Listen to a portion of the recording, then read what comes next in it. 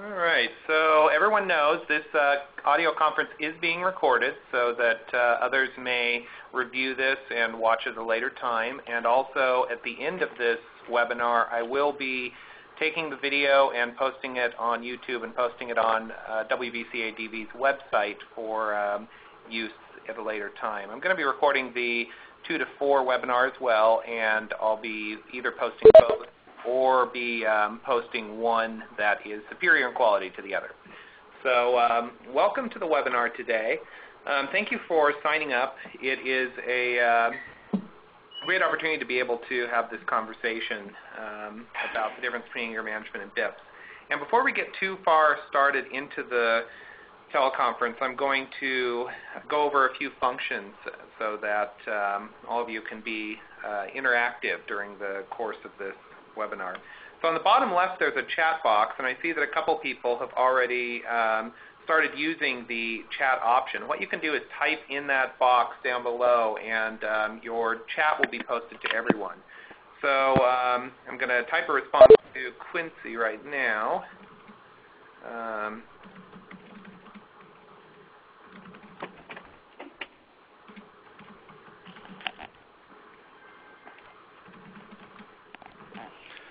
So if you're not hearing, then this isn't going to matter to you because you won't be hearing.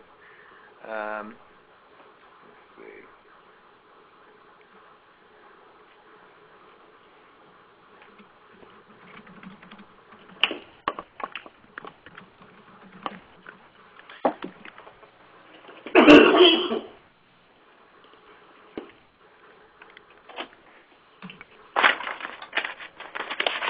So, to get started, just so that everybody can get a chance to use the chat function and try it out, why don't all of you start off by typing in the chat box where it is that you're calling from and how many people are on the line with you.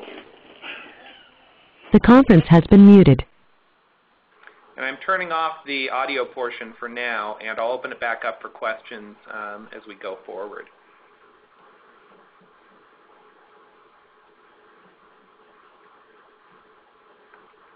And Brian starts us off. Very good. Excellent. Welcome, Donna.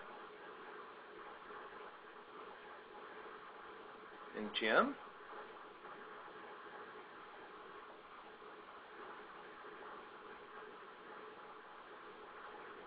Those of you that are just joining the call, I'm just asking that to get used to the chat function, the bottom left of your screen, if you could type in where it is you're calling from and how many people are on the call with you.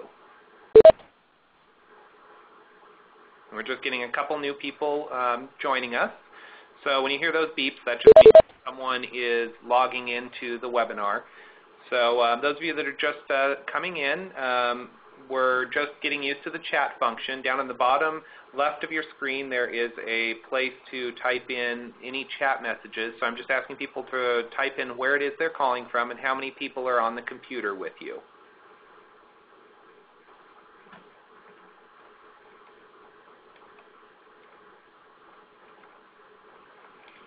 So Donna, you're asking about not being able to see the others' responses to the chat. Okay, so you're not seeing other people's chats.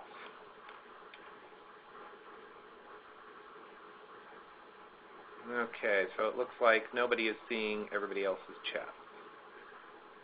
Okay, well, that is unfortunate.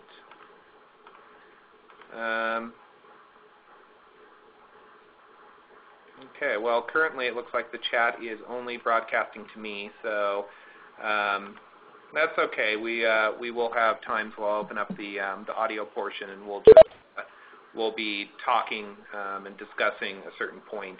I thought that the chat would work for everyone seeing it, but obviously that is not the case. So you can still use the chat at any time to give me a message, and we can. I'll just be using that to know what is going on with people. All right, so we are going to spend some time during these next 2 hours talking about how it is that batterer intervention prevention programs and anger management programs are different, how they're similar, how to respond to those differences and similarities, how to make the most appropriate referrals, and what is the reasoning behind making those referrals. I'm going to be spending some time talking about characteristics of abusers. I'm going to be spending time talking about characteristics of anger management programs. I'm also going to be talking about some of the ways that even in a batterer intervention program, how it is that you can interact with anger management programs and how it is that we can work as a united community to work to end domestic violence. So we're going to be doing a lot here, and I'm going to start everyone off by taking a little poll. So you'll notice up on your screen I've got a poll, strongly agree to strongly disagree, and I'll just ask all of you to respond. What do you think? Is domestic violence caused by an anger problem? So click off the response that you think fits best for you or for your group if you're with multiple people, and click on the submit button. And what I'll do is we will look at the results here in a moment after everybody has had a moment to respond. I think it's always an interesting question when we're dealing with looking at domestic violence as a whole, and where we're looking at what is the appropriate response. That domestic violence being caused by an anger problem is an interesting piece to discuss and to think about as we move forward in doing this work. So we've got 10 people responding. Very good. See if there are a couple more that will join in on the poll.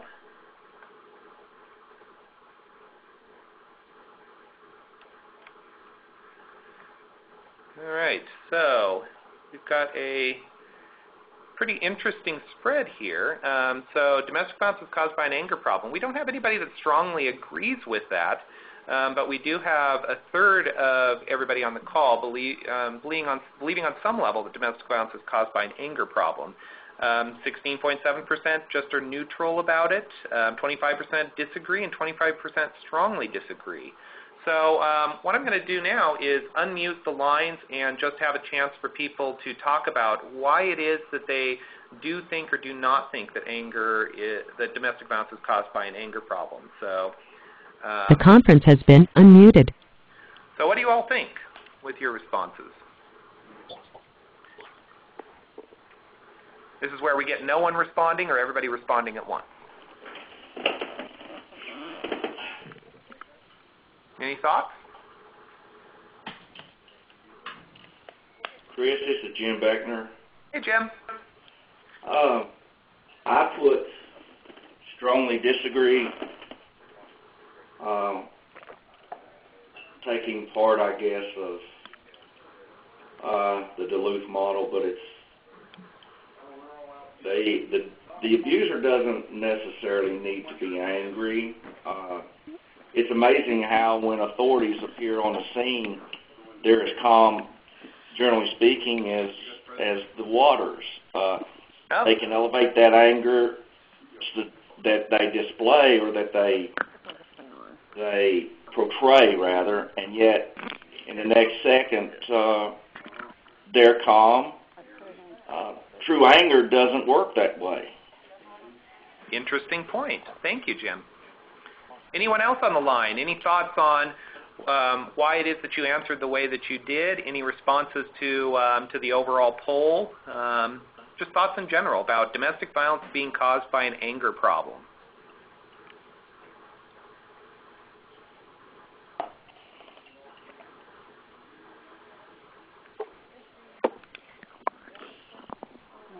Anyone else?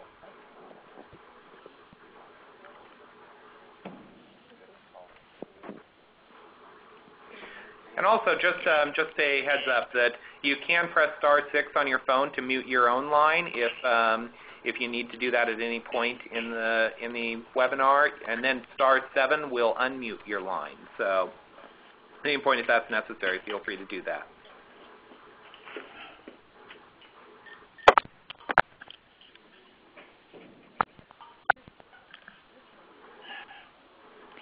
All right. Any other comments before we move on?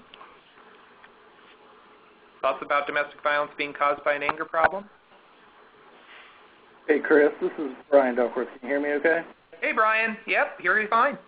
I guess my thought on it was, and I'm pretty sure I picked this up from you along the way, is simply saying that domestic violence is linked to anger would be like saying that racism is linked to anger. Okay. Why do you make that comparison? Because if you would take somebody with racial beliefs and put them in anger management, you're not actually treating the core problem. Okay, so I hear you saying that that domestic violence has a different core problem, that anger is not that core. Right. Okay. Interesting point. Anyone who agreed with the idea that domestic violence is caused by an anger problem? Any thoughts on why you agree with that?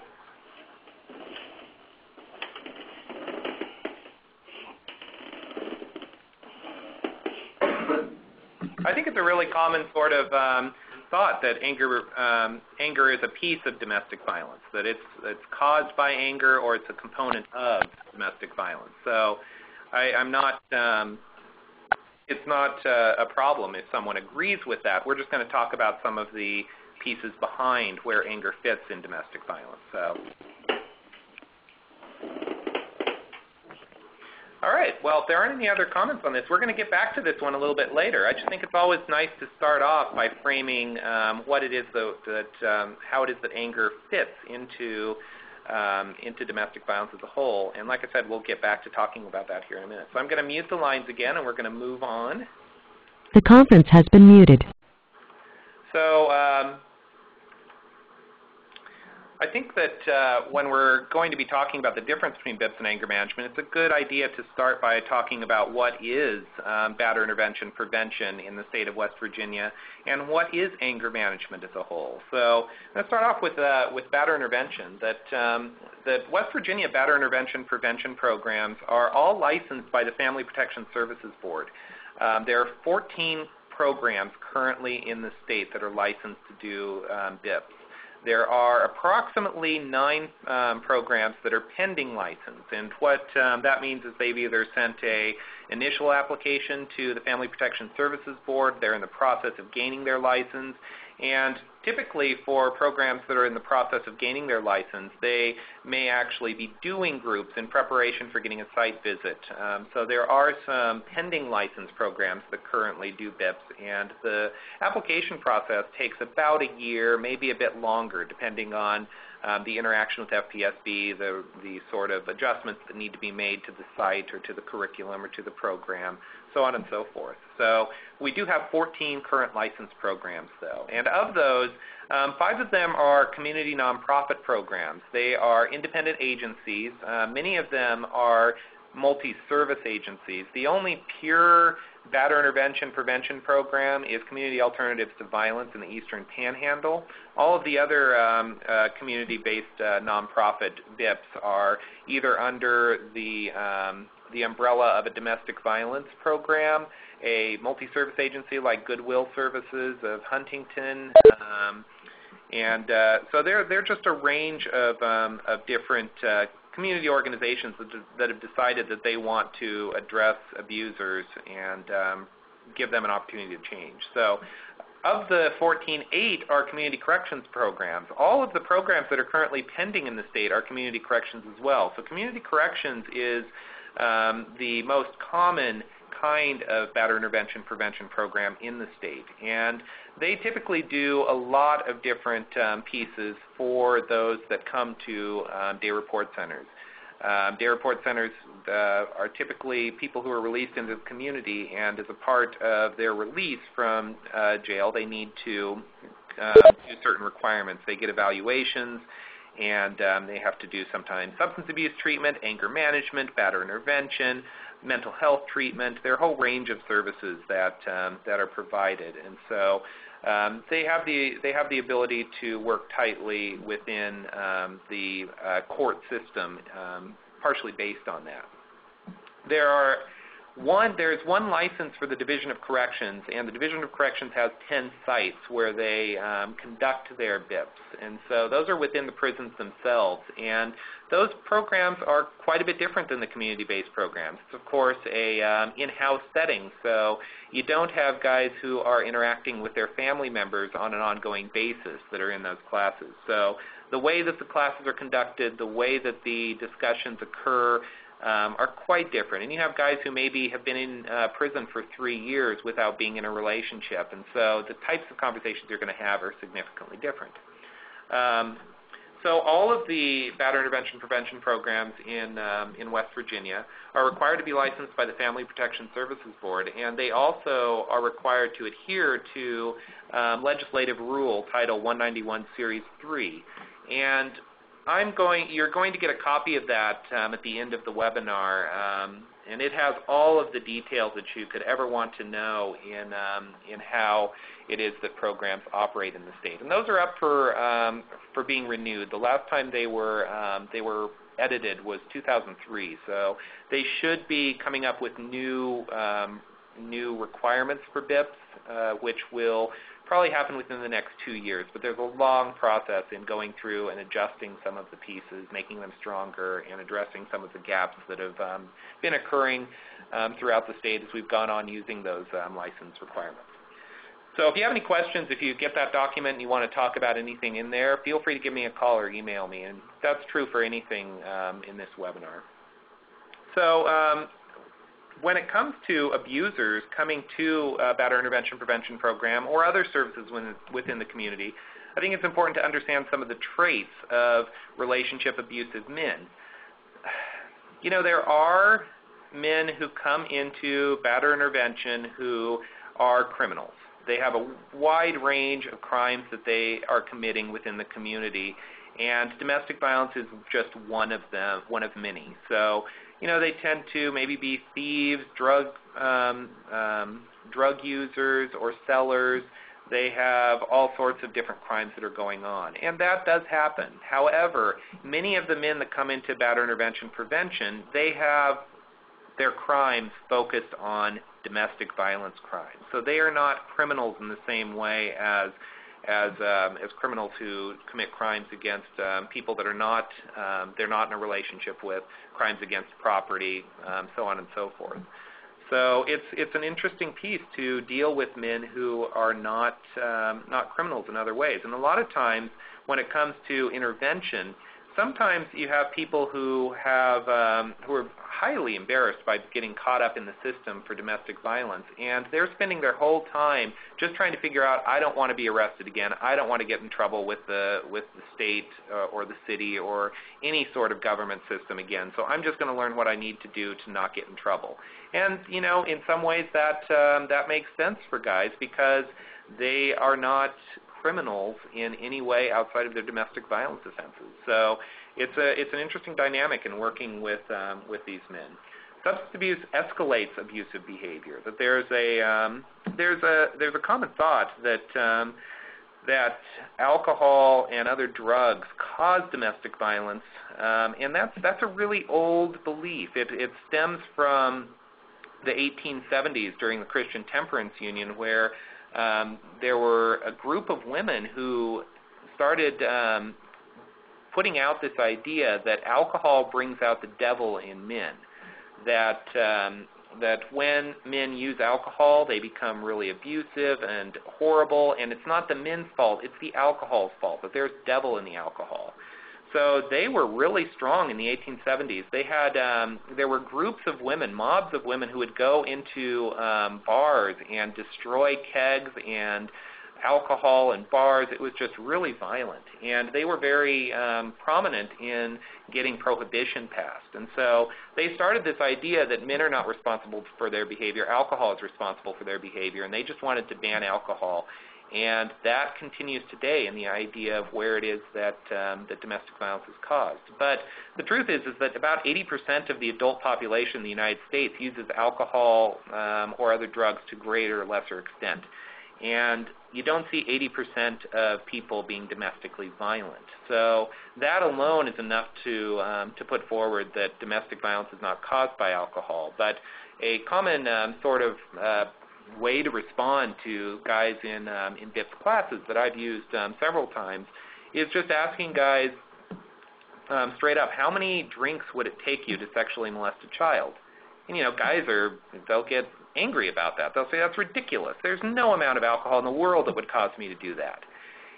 And what it boils down to is if you have a belief when you're sober that there is nothing on this earth that will make you sexually molest a child, it doesn't matter. You could have all the alcohol in the world and you'll die, of course, because that's a lot of alcohol, but also you won't sexually abuse a child. It's something that's ingrained in you. It's something that's a core belief.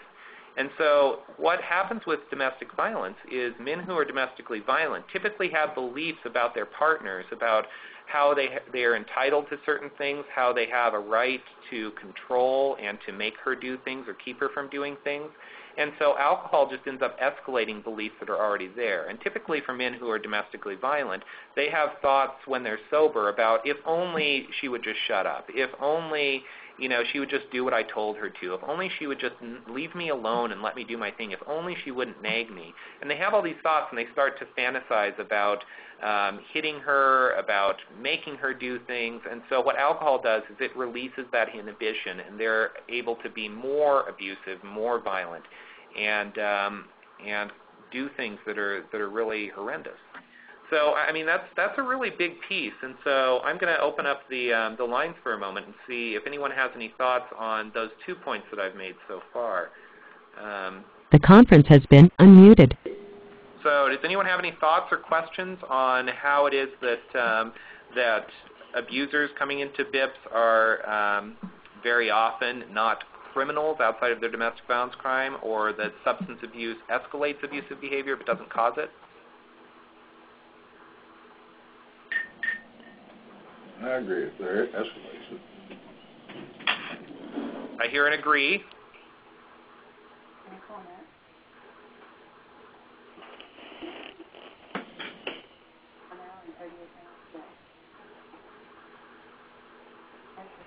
You can also at any time, if you have any questions as I'm going forward, type them into the chat box. And even though nobody else sees it, I'll see it and I will respond to it. So,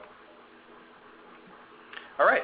So back into the The conference has been muted. slide. So abusers tend to be self-oriented versus others-oriented. I think that the best way I've heard to describe this is that people who are not abusive in their relationships, they tend to have like this canvas, this painting canvas, and they're looking out on the world and they're painting their version of how they see the world. And what happens is as things around the world that they're looking at change, they change their painting. They'll paint over something that has since gone on and isn't there anymore, or they have this perception of one thing and then they decide, oh no, that's not quite right, let me paint that again. So they're always making adjustments to this canvas based on the input that they get and how it is that the world adjusts. Abusers have the same sort of canvas out there, and they're trying to paint the world as well, but as things change in the world, they're taking their paint and they're throwing it at the world, and they're trying to get everything in the world to adjust itself to their vision of how it is that they see it.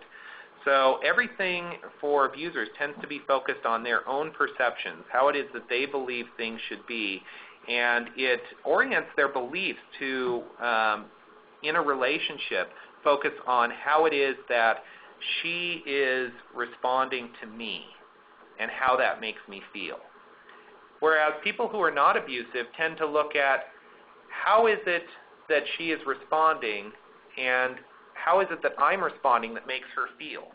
So people who are not abusive tend to always adjust themselves as they see their partner upset, depressed, happy, and they adjust their behavior by noticing where it is that their behavior is impacting them. So abusers don't do that. They tend to just see everything that she does and how it makes me feel, and they respond controlling as a response. Abusers are really good radars of others. They're really good at detecting what they can or can't get away with. They're very good at testing. And I think that people who have done batterer intervention prevention work are pretty well aware of this, that they try different things with facilitators in order to just push it a little bit further, just enough so that they don't have to own up to their hurtful behavior, just far enough so they can get a facilitator flustered so that the conversation doesn't continue in a way that's uncomfortable. There are a lot of ways that they do that, but it's a huge piece in the way that they're abusive in their relationships, is that they're able to do any number of hurtful, controlling things to their partner, and she might respond to that control by just going with it. She might do what it is that she asks. She might just cater to whatever his beliefs are, his desires are, up to a point. And in her mind, she might be thinking, well, yeah, I love him, yeah, I want to be with him, but this is getting ridiculous. And so at a certain point, she's going to resist that control and either say or do something that comes down to, it's not okay, I'm going to do what I want to do now. And so abusers know at that point when they're being resisted whether they are going to up the ante and do something more abusive or whether they're going to back down a bit, and that's where the quick fixes come out, where they might buy flowers, they might go out to dinner. And so they're very good at navigating that system, and it's really why there are such prevalent myths about victims of domestic violence. Why is it that they always end up with abusive men? They're always choosing the bad guy, all those sort of myths that are out there. It's actually the opposite, that abusers are such good radars, they know what they can and can't get away with. They find women who are vulnerable to that sort of manipulation and abuse. They are scouting out, going out on dates and seeing, how much is it that they can put forward that she will respond to what it is I want. And they don't necessarily do that on a conscious level. It's a pattern of behavior. And when it comes to domestic violence, abusers are using coercive patterns of behavior. They're finding different ways to coerce those that they are abusive to do what they want and to respond to them in the way that they want them to. So they're really good at that. And because they're really good at that, it's really hard to work with them in any sort of counseling setting. Especially in individual counseling, because they're really good at manipulating individual therapists and counselors who aren't more understanding of the mechanisms of abuse. In a BIPS group, that's why it's in a group setting, is that there's less of an ability for guys to be a radar for the whole class, and that's also why there is a great need to co-facilitate BIPS classes, because that way, if I'm co-facilitating a group, I'm less likely to be manipulated because my partner in the BIPS class is able maybe to see that manipulation going on in a different way to how I see it. So it's really an interesting trait of abusers, and I think it's why there's such a problem in addressing domestic violence as a whole, because of that really good manipulation that abusers do. Unless an abuser is sociopathic, abusers tend to feel shame for their behavior on some level. They avoid talking about it or facing it. I was talking a little bit about that earlier, is that there are plenty of guys who have never had any sort of criminal offense. They're not committing crimes, and they get caught up in domestic violence, and all of a sudden they get into this, oh no, what did I do? I don't want to get in trouble again. And so they feel shame for that. They don't want to talk about it. And when they come into BIPS, they're going to say the least amounts they possibly can. And sometimes they're going to spend a lot of time trying to blame her, trying to blame a situation, because it's always easier to talk about other people's behavior. Because talking about your own behavior and what it is you did to screw up and what it is you did that was hurtful is really hard to own up to. People get guilty. They start to feel shame. And part of the mechanism of BIPS is starting to deal with some of that and start to deal with how it is that taking responsibility for your behavior can end up increasing the level of respect in your relationship and can create a healthier relationship. So those are some of the traits of relationship abusive men.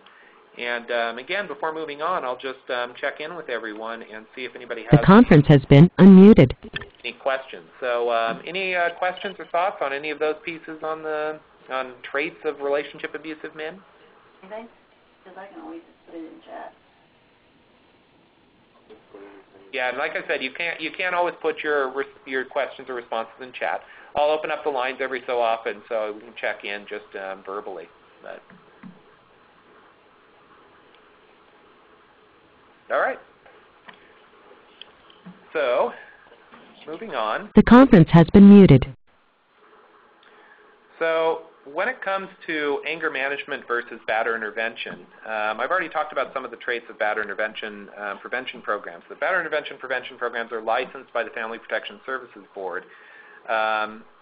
Anger management has no licensing criteria in West Virginia. I'm not aware of any states which have licensing criteria for anger management specifically. Since it's not licensed, it has no formal review of services offered. So anger management, basically, whoever's providing anger management can do whatever it is that they want to do within that setting.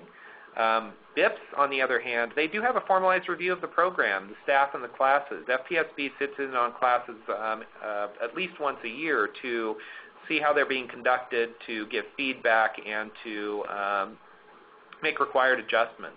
And domestic violence programs are encouraged to sit in on BIPs class as well to provide some of that review and to make sure that things are being done in a way that that's victim-centered and focused on, when working with abusers, keeping in mind that you're really working to help the victims of their abuse. You're not working to help directly these men have,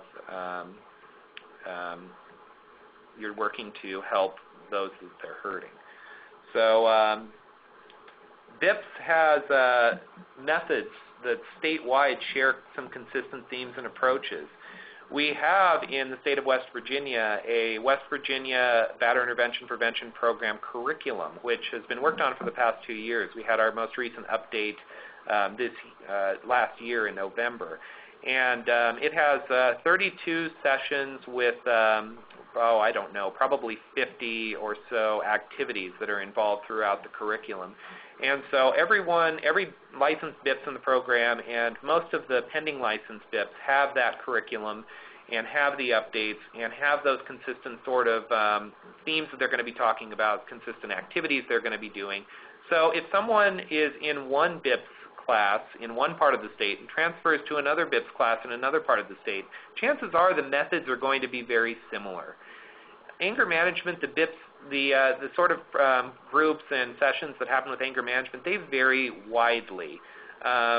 Sometimes you have people who are using severely outdated methodologies in doing their work. Anger management has had a lot of adjustments over time, and before moving to West Virginia, when I worked at Emerge up in Boston area, I did some anger management sessions for Emerge for people that had general sort of violence, and it is a completely different sort of service, and it has an important role. But the problem is that since there's no monitoring and there's no sort of standardized response, you go to one anger management program, to one therapist or counselor who's doing anger management, and chances are their responses, their activities, their way of doing it is going to be incredibly different from anyone else. So it's very unique by provider, and that can be a real problem if a provider is either not very good or is using methodologies that haven't been used since the 80s, which does happen. In batterer intervention, the focus is on coercive control in relationships and how to stop such behavior. So there's a lot of time spent on how is it that you made a choice to build up to this point where you were abusive controlling, and how is it that you can start to shift back and start to do things that are respectful and healthy in your relationships. There's this whole process of talking about this pattern. In anger management, the focus is based on instructor and counselor prerogative. So sometimes you have anger management providers who they will completely do the group different based on the types of people who are in the class. They may choose to do it on an individual basis, and in which case it turns out to be more of a therapy session than it does an anger management session. So it's really based on what the instructor decides is the best for the individual person that's coming to anger management, which definitely has some power in it, but it doesn't necessarily focus on that coercive pattern and how to reduce it. And you could argue that there are anger management counselors, facilitators, therapists that do spend time on that, but it's so varied that you have no way of knowing that unless you know the individual anger management counselor or you sit in on a class with that person. But BIPs is always going to have that consistent focus on how to address coercive control, how to stop such abusive behavior. Batterer intervention activities include uncovering attitudes and beliefs behind behavior, raising awareness of harms caused, work toward making repairs and amends. All the activities in the West Virginia BIPS curriculum address one or more of those points. In anger management, activities often on how to manage emotions. They're going to do skills training, such as sometimes it'll be like working on your schedule to do time management, to do stress management, taking time outs, the idea of breathing exercises, focusing and meditating.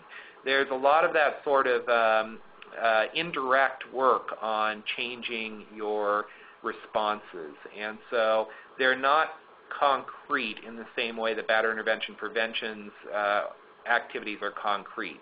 That Batterer intervention looks at the individual abuser and talks about, what is it that you need to do in changing your thoughts and changing your behavior and changing your attitudes towards your relationship and making it more healthy and more respectful. Also, BIPS is exclusive to licensed programs conducted in group format and is personalized to individual abusers. So you've got 14 programs that are doing this work and those who are applying for license, and there aren't people out in the community that are just offering BIPS without any ties to domestic violence programs, FPSB, or the coalition. Anger management, anybody can do it basically. Often you have people who have some sort of background in counseling or therapy, but anybody can do anger management. I've seen life coaches who haven't had specific counseling degrees, who have had business degrees that have done anger management as a part of their services they offer. So, there's no sort of exclusivity to anger management.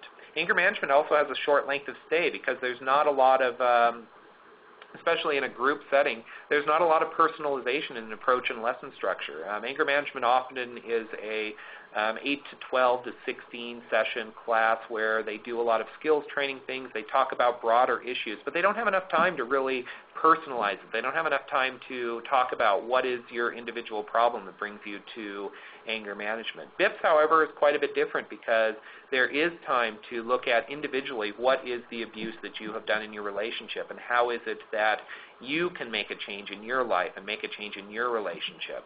So there is a broader sort of discussion that happens typically in all BIPS groups, and there are lessons that are presented that everybody participates in, but there's also that focus on where is it that this lesson fits for you. And anger management, there are 3 different kinds of anger management categories that I've really found over the years. That there is anger management that's done as a part of substance abuse counseling, that often substance abuse providers will have a small group or an individual session where they talk about the overlaps between the use of substances and anger. There are mental health-based anger management programs, which typically are done by a licensed counselor or a therapist, and it's a part of a menu of services that are offered to people who need them.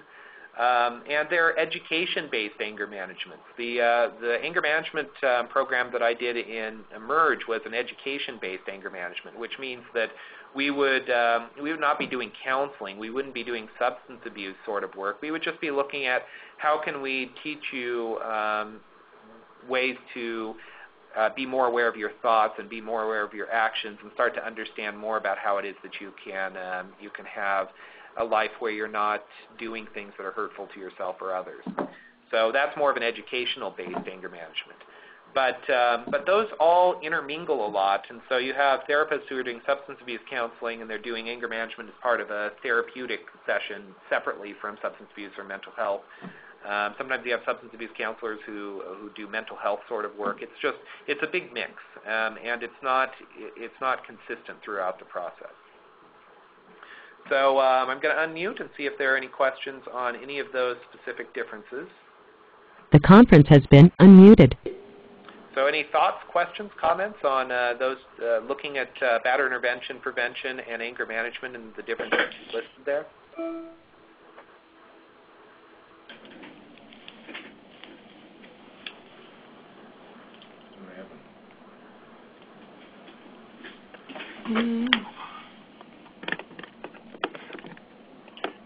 Chris?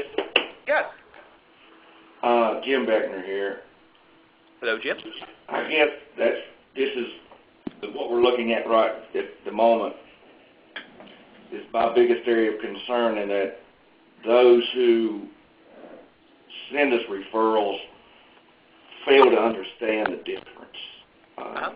And they treat them both apparently very close, because I'm sure others experience referrals that take anger management and the Batterers program, and those in a position, as I say, to initiate referrals don't have a clear understanding that, going back to that first question, battering doesn't necessarily equate anger, but they seem to think that if there's anger, there must be a batterer, or vice versa. And I guess those of us here in the field, or I know for my part, I'll speak for me, have failed to educate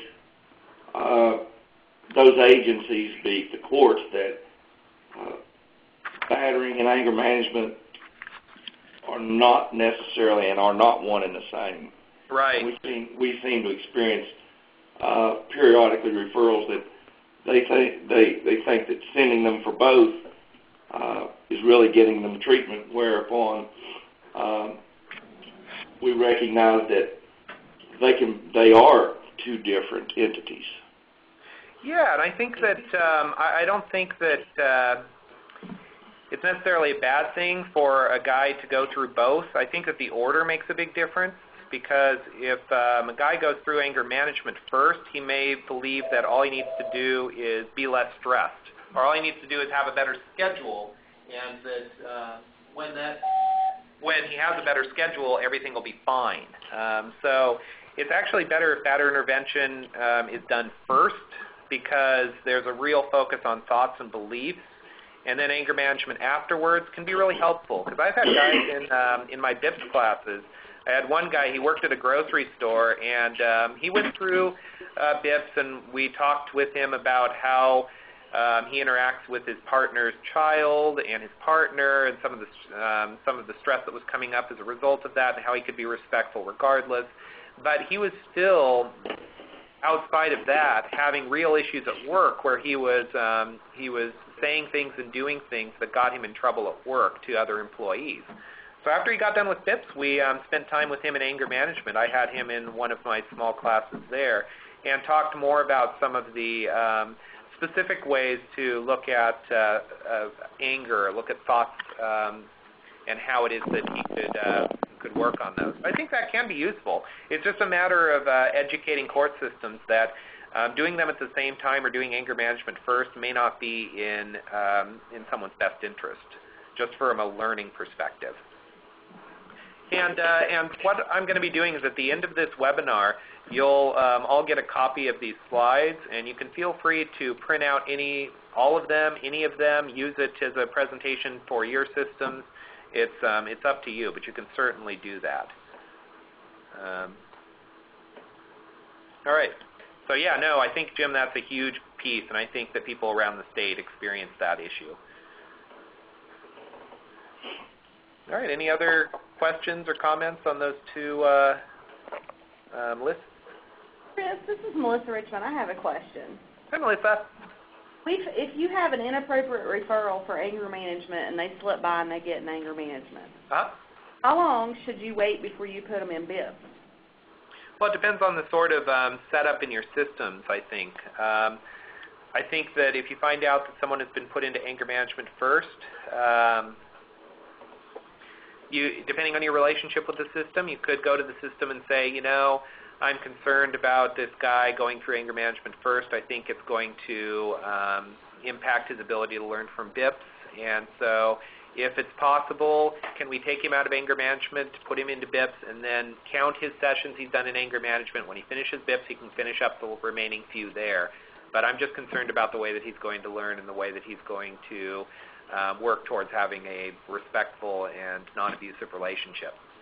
Well, the question was, he took it 10, 12 years ago. He took it 10 or 12 years ago. Oh, and completed anger management, and then they're like, well, he's already taken anger management. He can't take BIPS. He's an evident batter. I mean, if he was abusive in his relationship, then BIPS would make sense. Yeah, I'm going to get into some of the details of why anger management doesn't work well for people. Yeah, that's a really challenging systems-based thing, which is why part of this presentation is going to be talking about working within communities, because all sorts of parts of community are confused about the difference between the two, and how is it that you can, within your own community, erase some of that confusion and bring a little more clarity into the difference between the two. But yeah, no, it's a huge challenge, though. Okay, thank you. Uh-huh. Any other questions, thoughts? All right, well, I'm going to mute and go back, continue on. The conference has been muted. So now we're going to get into some of the specifics of what is Batterer intervention. Batterer intervention is just that. It's intervention. It's an interesting sort of debate to be had, whether it's even intervention, because technically the police, when they're responding to a domestic violence call, they are intervening in the domestic violence right at that time. CPS intervenes in domestic violence. They go in and they take children away, or they do assessments and they say this is not going to happen anymore. BIPS is kind of a response after intervention in a certain way. But it still is a form of intervention where it's an opportunity for people to make changes in their lives, and so the whole focus of that service is to give people that change of thought, that change of attitude, that change of belief, and that change of action. So in that way, it is intervention. The term batterer intervention is a problematic one, because batterer as a term is not the most accurate way of describing what it is that's being done in the groups and who comes to them. The term batterer typically is associated with sociopathy. So you have people who are constantly physically assaultive, constantly manipulative, threatening, controlling, restraining, and they have several crimes in addition to domestic violence, and they're dangerous. And I would say that of people who come to BIPS, about 5 to 10% of the guys that come to BIPS fit that category of batterer, which means that a majority of the guys that come to the classes are not batterers in that way. They've done something abusive. They've done many things who are controlling. But the term batterer is one which is demotivating to people, that people don't want to go to batterer intervention. They don't want to be associated with that word. And it's why a lot of times when guys are in BIPS, they will tell their friends, they will tell their loved ones, everybody around them in their community, they go to anger management. Even though they know they're in BIPS, they will say they're in anger management because nobody wants to relate to that term. Some programs in the state have started to look at that a little bit closer. I know the most recent was the YWCA in Charleston, the Resolve program. They started naming their class Men's Respect Group, and then in small print, a licensed batterer intervention program in the state of West Virginia. So, you know, there has been work to change that terminology, but it is a challenge because you're working with guys who have done hurtful things in their relationships, and they're not necessarily sociopaths, although some are. So it creates this weird gap. Batterer intervention is educational awareness raising. That's really what it is that you're trying to give clarity to things that are unclear. You have guys who they really aren't very thoughtful in their lives. They're not thinking about the impacts they have on others. They don't necessarily care because they're so focused on their own responses. They just care about how other people treat them. So it's really giving them that awareness that their perception is not everybody else's perception, that their way of living their lives may not be the way other people live their lives. And how can you negotiate? How can you compromise? How can you work to be a loving partner, a respectful partner, a caring partner? How is it that you can make your ego less important than having a good, healthy relationship? I mean, it's those sort of things. And so there's a lot of different activities that are done in batterer intervention, a lot of discussions that are conducted that really spend time looking at how can you raise that awareness and understanding and create clarity in how it is that you live your life.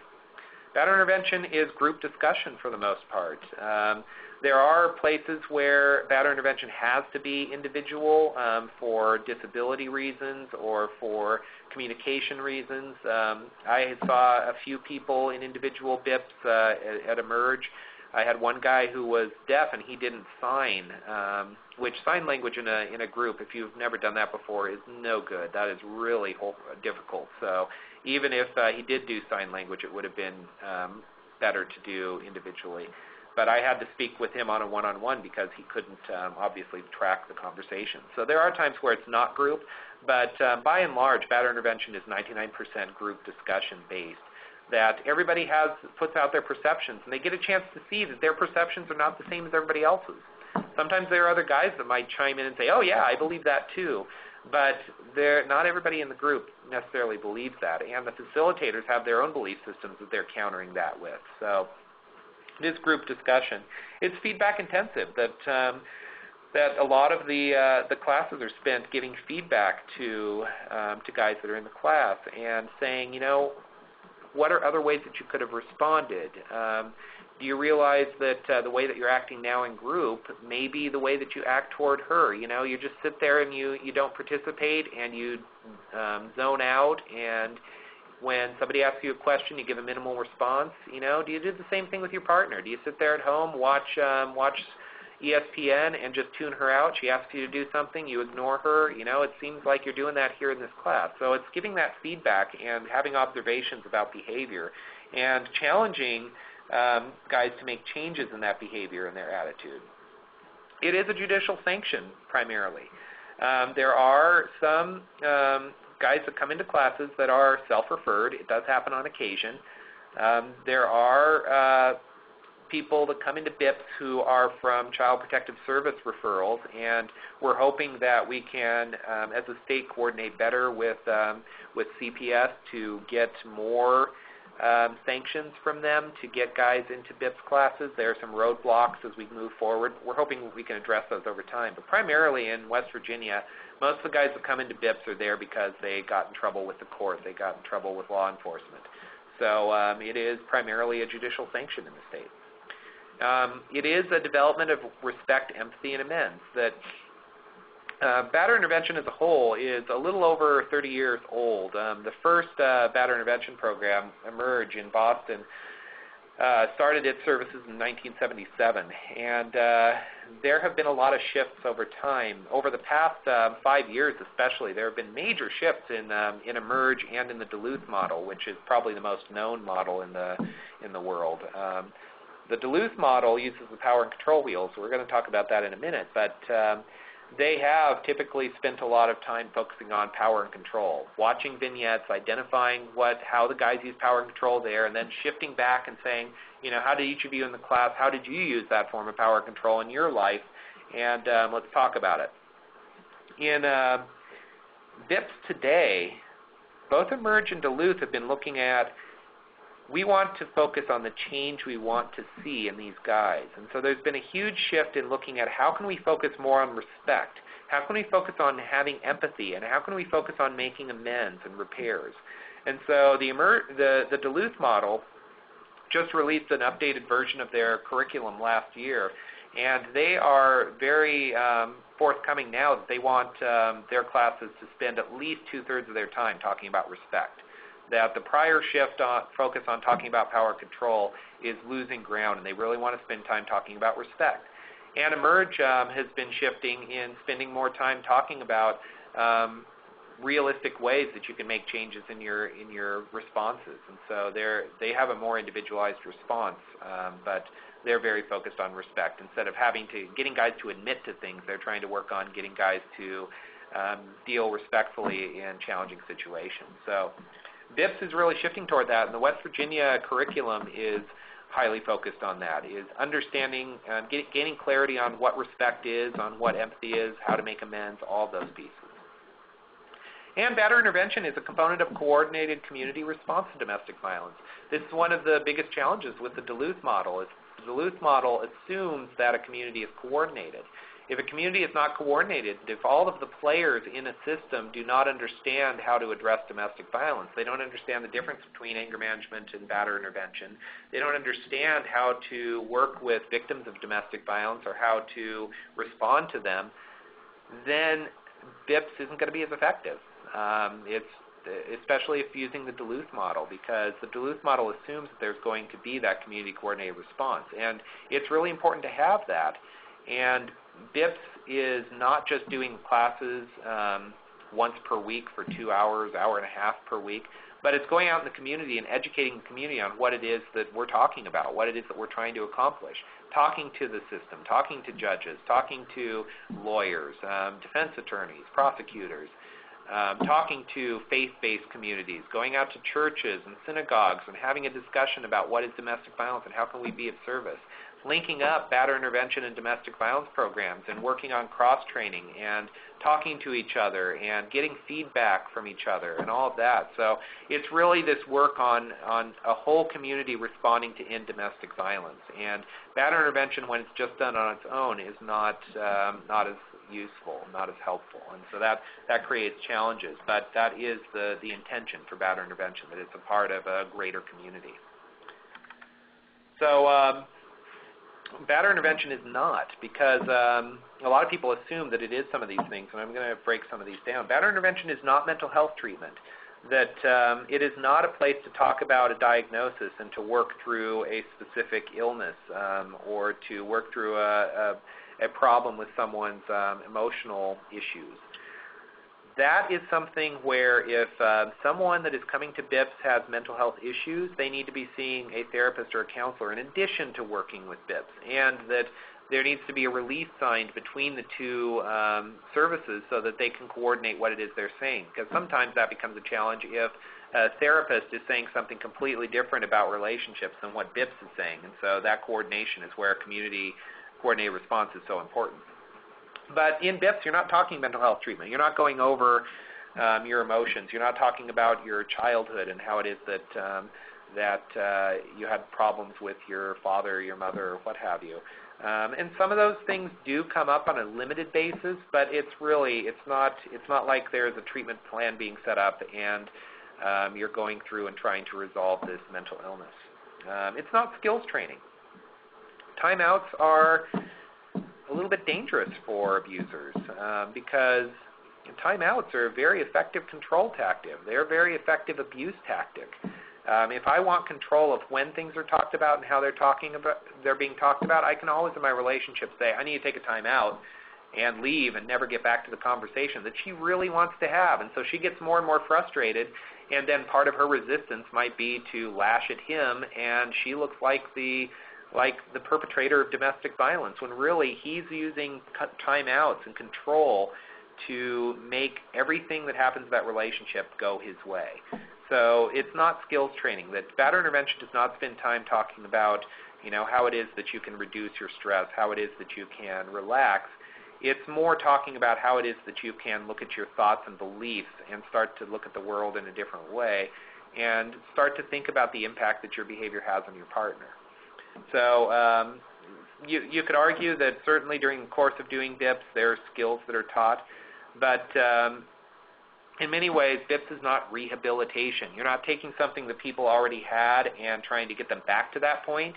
You're really habilitating them. You're taking them and teaching them what it's like to have a healthy relationship. And unfortunately, our school systems do not spend time talking about healthy relationships. That's been left to parents and been left to our faith communities, and some children do get that education, but many do not. And so we're spending time in BIPS really doing a habilitation.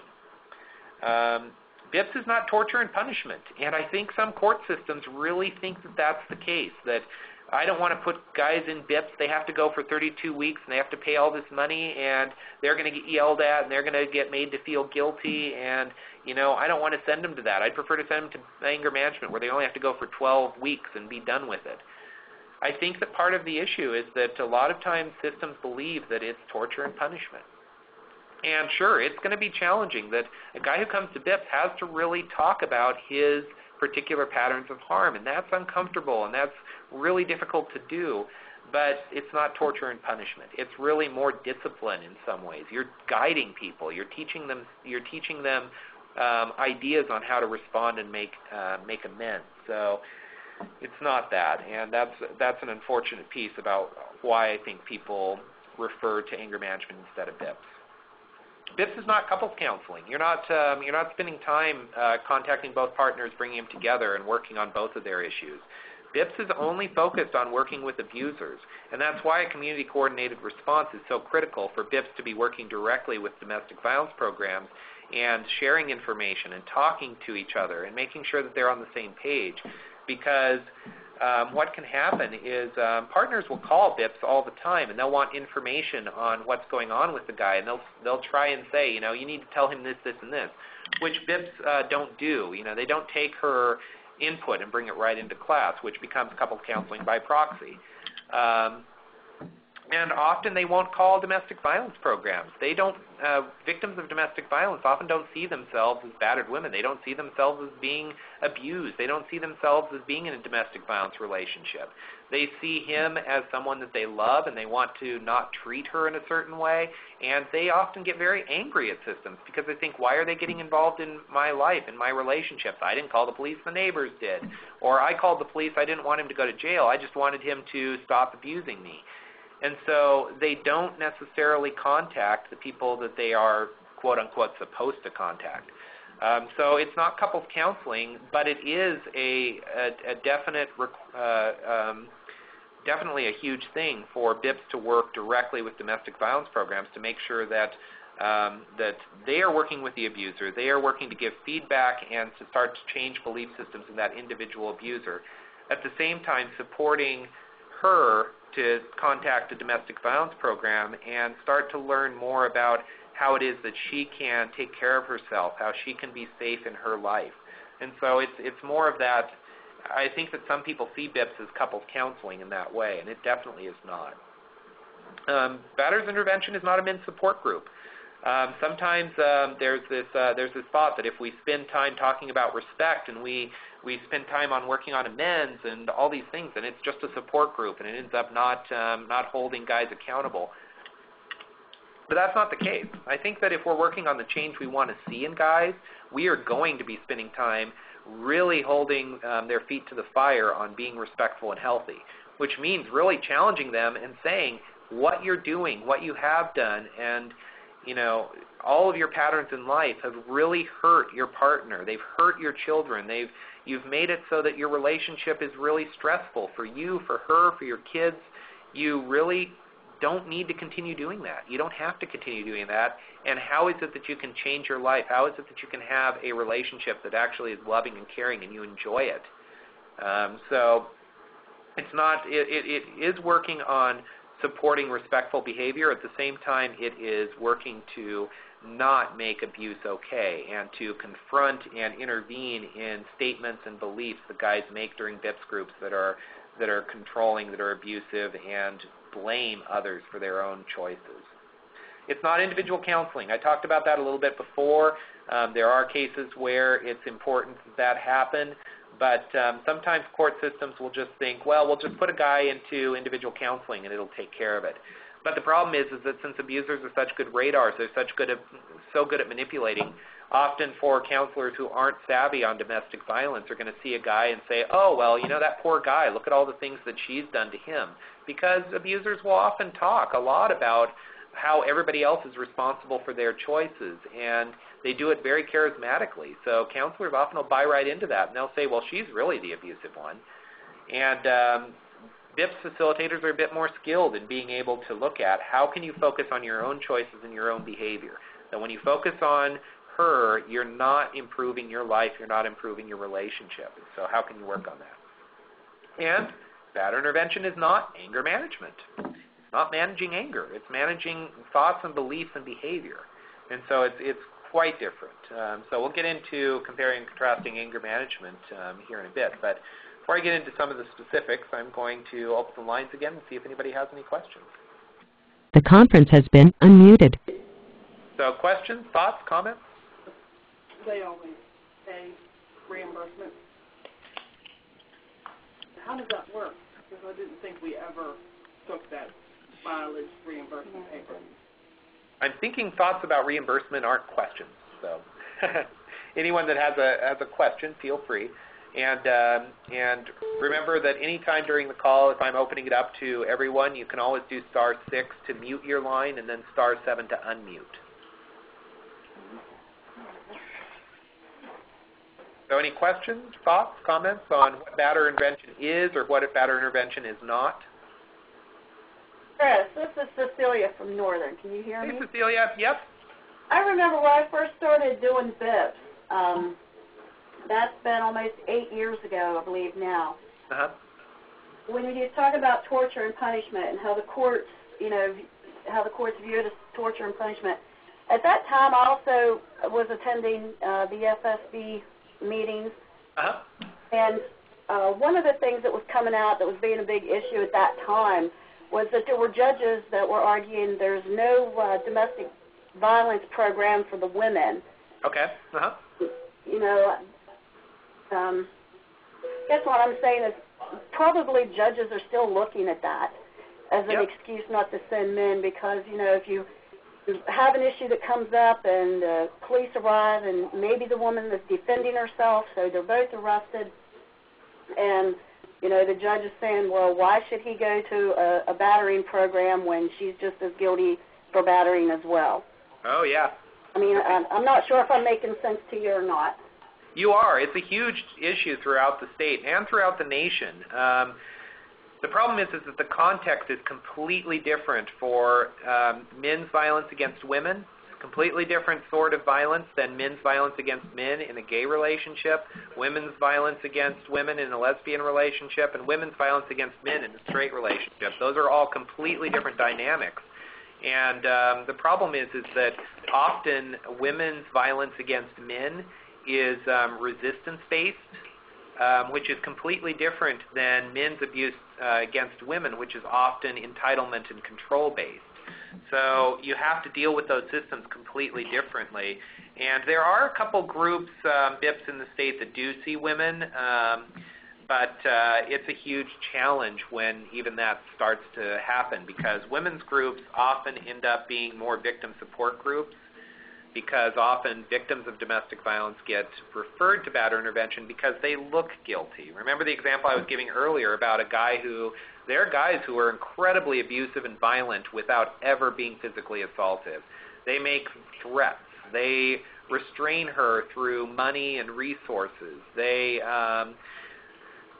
do those sort of pieces and ignore her and don't give her any sort of input. And so she's faced with this non-physically assaultive guy who is controlling all aspects of her life, and finally she makes a decision to resist that by assaulting him.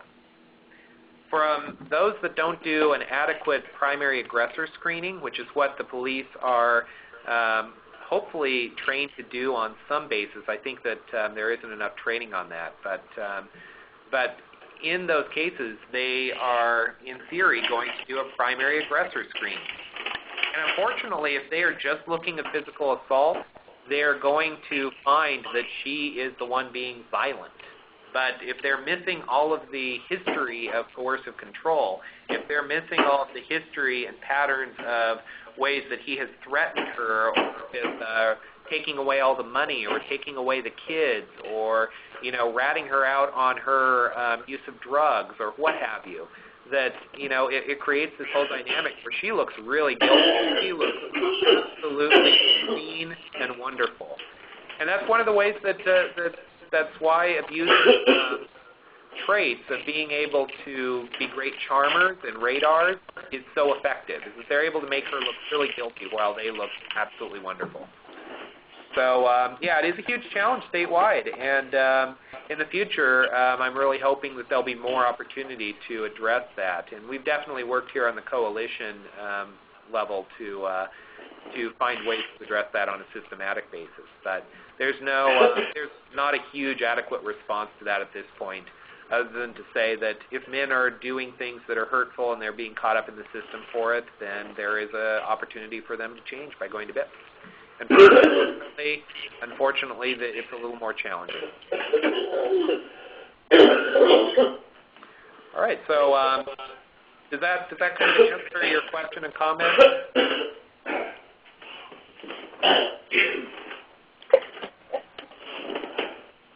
All right, well, I'm hoping it did. All right, so any other questions before I move on?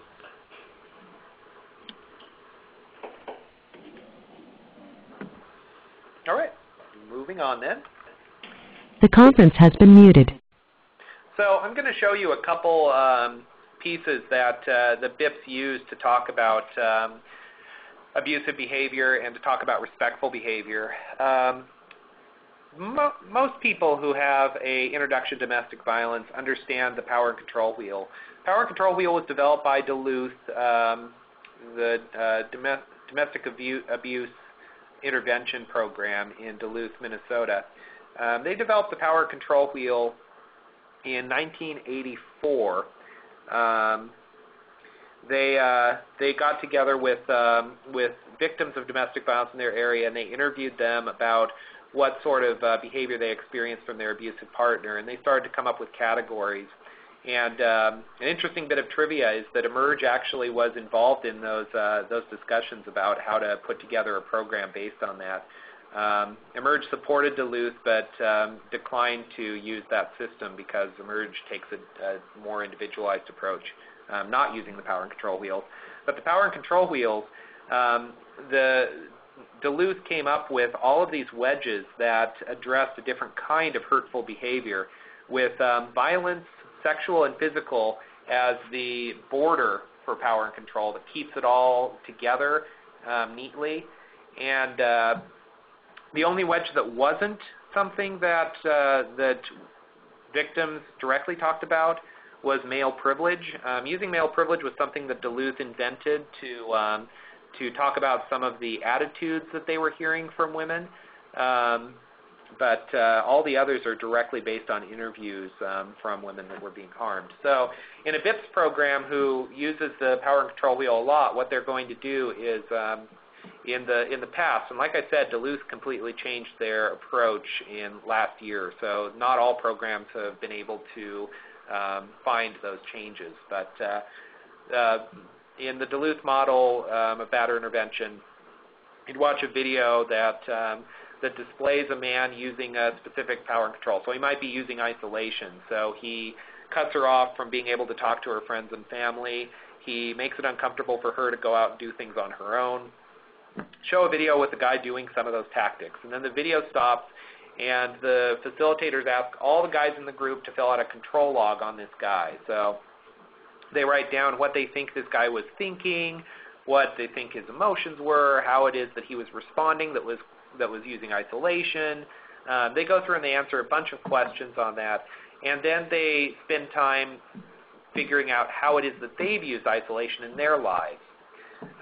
So they go around and use all 8 of those wedges, and the violence, sexual, and physical as well. So it goes around, and that's how they talk about that. And then they spend time on this opposite wheel, the respect and equality wheel, which has an opposite for each of the wedges on the power control wheel. And like I said, Duluth now is focusing 2/3 of its time on this wheel. So talking about how can you be respectful, how can you be trusting and supportive, how can you be honest and accountable in your relationship, how can you be responsible as a parent. So they'll go through and talk more about that. But again, just like the power and control wheel, the respect and equality wheel is bordered by support and caring in a relationship. So it's a really nice dynamic. Personally, as I've said, I worked at Emerge for 8 years before coming to West Virginia, so I favor the Emerge approach. However, I think the Duluth approach can be very powerful because it is concrete, and it can be really helpful in that way. The Emerge model does a more verbal version of the power control wheel. They have all of the examples of harm come from each of the guys. So they have guys talk about what was your most recent hurtful behavior in your relationship. At Emerge, we were always hoping the guys would say, well, yesterday I had an argument with my partner and I made the final decision without asking her. You know, we were going to figure out what movie to watch that evening. I just said, oh, we're going to watch this. So we're always hoping that guys are going to be able to see the nuances and be able to understand that your most hurtful behavior probably is a lot sooner than the reason why you're coming to the program. But they talk about the most recent hurtful behavior and then the worst hurtful behavior. And they have guys talk about this, and have guys talk about their patterns. Because Emerge is looking at this pyramid of hurtful behavior that we're not just looking at violent and abusive behavior, those things that lead to people being brought to the system, brought into the court, brought into Child Protective Services. They're looking at things that end up hurting a relationship as a whole. So the base of the pyramid is alienating and irritating behavior, which is a part of being human. It doesn't matter who you are or how respectful you are. Everybody does alienating and irritating behavior in a relationship. It's all about context. It's about how often you do that. It's about how your partner complains about it, how it is that you work that out together. In healthy relationships, say in my relationship, if I do something irritating like I don't do the dishes, that is hurtful to my relationship, because she might get upset that I didn't do the dishes and say, that's now I have to do it, and you said you were going to do it, and that really upsets me. So even on a small level, that is hurtful. But it's not abusive. Controlling behavior is where someone is trying to make someone do something or trying to keep someone from doing something. So again, that's a part of being human. Everybody does it to greater or lesser extent. Who doesn't want things to go their way? It's just a part of being human. So there are always times in any relationship where I might want her to do something. And so I might say things, I might do things to try and bring her to the place where I want to be. Or I might want to keep her from doing something. She wants to do something, I really am not interested in it, so I might say things that try and keep that from happening. The context, again, is what matters. It's how often I do that controlling behavior and how it is I do it. So if I am doing controlling behaviors all the time and limiting her ability to have independence, limiting her ability to live her life, then that becomes a problem.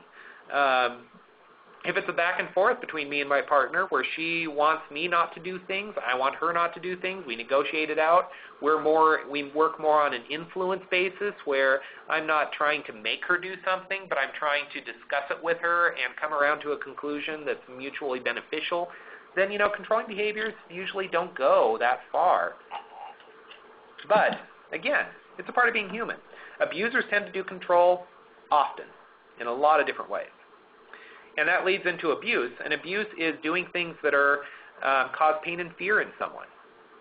And so controlling behavior can get to the level of being abusive. If I'm trying to make someone do something and it's causing that person to be afraid of me, if it's causing that person to be in emotional or physical pain because of what I'm doing, that's not okay, and it's abusive. And not everybody does that. And abusive behavior is not necessarily intentional.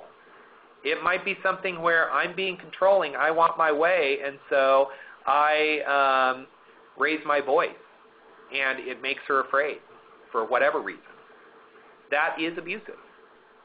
And it becomes really challenging because if I'm a respectful person that wants to have a healthy relationship, I need to spend time noticing how she responds to me. And I need to, if I notice that she's in fear because I've raised my voice, I need to adjust myself. That's not okay for me to be doing if I want to have a healthy relationship that continues. So I need to constantly be looking at that. So then at the very tip of the iceberg is violence. And violence is intentional causing of fear and pain. You have abusers out there who really want their partner to be afraid of them. They want their partner to do what they want them to do and not complain about it. And they don't care that they're causing emotional pain. They don't care that they're causing fear. They just want what they want when they want it. And so violence can be physical assault. It can be restraint. It can be threats. It can be intimidation. And all of those things are used intentionally to make something happen. So the Emerge model doesn't use the power and control wheel. It uses this gradient of hurtful behaviors and talk about the ebb and flow of those and how things like biting your nails can be irritating, but it can also be controlling depending on the circumstance, and it can lead to abuse and it can lead to violence. We had a guy in one of our groups who talked about how he would get into arguments with his partner all the time. And arguments are a part of being human. So remember that. A lot of times guys will say we were arguing, and it's more than arguing. But he was talking about how he was arguing with his partner, and it got to this point where she would just talk and talk, and he described it as she was nagging me and telling me these things, so I just stopped talking, and I just let her continue to yell at me, blah, blah, blah, there she goes again. And so we would do that, and one time we were doing that, and I just told her to shut up, and she didn't shut up, and so I smacked her. And so that happened. And then he said, at the time, what I would do is that when I wanted her to shut up, I would just turn away from her and I'd start smoking a cigarette. That was my cue to her that I was done. And so the time that he hit her, he had done the same thing. He'd lit up his cigarette and he'd started smoking. Wouldn't you know it, over time in this relationship, he continued to be abusive in that way. He started to light up his cigarette and she would be quiet. He didn't notice that he was causing fear in her just by lighting up his cigarette. Again, he had taken something that maybe was irritating to her, alienating to her, pushed her away, and started to use it as control. He tried to make her shut up, so he started lighting up his cigarette, trying to signal to her that I'm done talking here. But then it got to this point where she started to become afraid of him lighting up the cigarette because she didn't know what was coming after that. And then he started to notice that that's what was going on. So he started to light up his cigarette when he wanted her to shut up. So he was intentionally using that fear against her to hurt her. And so just by using a cigarette, it went through all of those things. So Emerge spends a lot of time doing that compare and contrast, and that is an activity that's in the West Virginia curriculum. So the BIPS programs in the state will spend time talking about those nuances and spend time talking about how is it that you can stop these behaviors. Not just stop hitting, not just stop yelling, but stop being irritating to her. You know, stop controlling her in these ways. How can you look at this broad range of things? So those are the three sort of core pieces that are used in BIPS to talk about hurtful behavior and patterns. So I'm going to unmute and see if anybody has any questions. The conference has been unmuted. Does anyone have any questions about the power control wheels or the pyramid of hurtful behavior and how it is that that batterer intervention prevention programs work to give feedback and to run a class?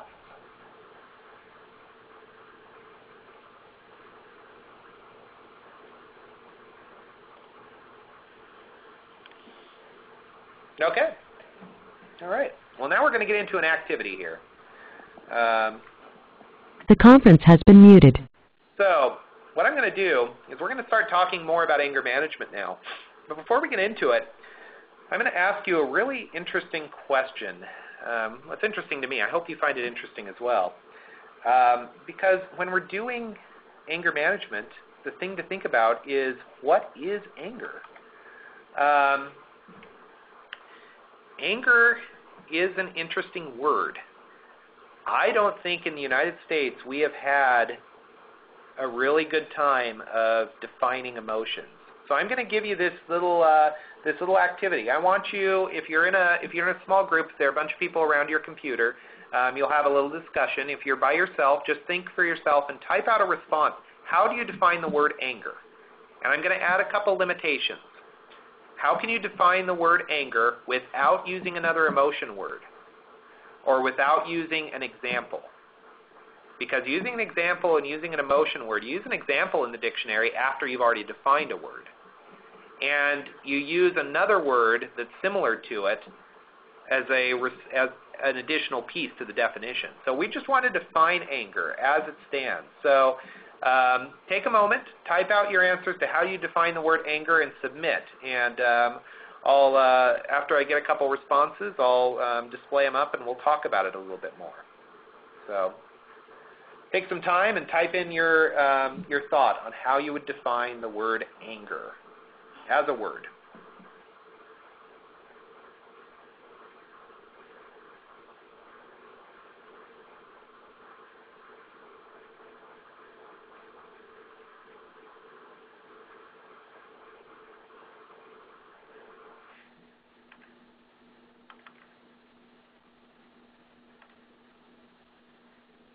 All right, one response, excellent.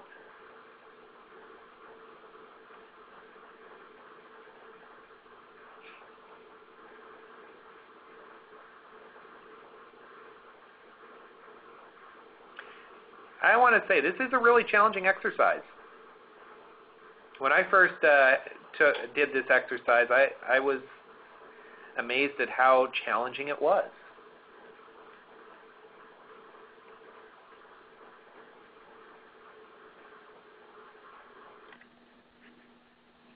So far, in all the years that I've been doing this little exercise, I've only had one person that came up with a definition similar to the one that I use. It was a 16-year-old girl in a class I was doing at a high school for healthy relationships. It was pretty great.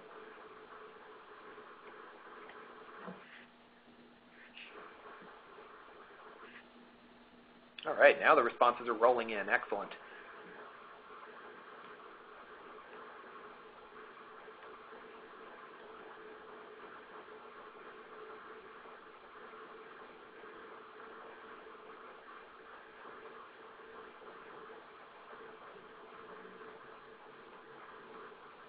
Get a couple more here, and then we'll move forward. So those of you that haven't had a chance to respond yet or stepped out for a moment, what we're doing right now is giving everyone an opportunity to type into the webinar, how is it that you define the word anger? And I added a couple caveats, is working to define the word anger without using another emotional word and without giving an example.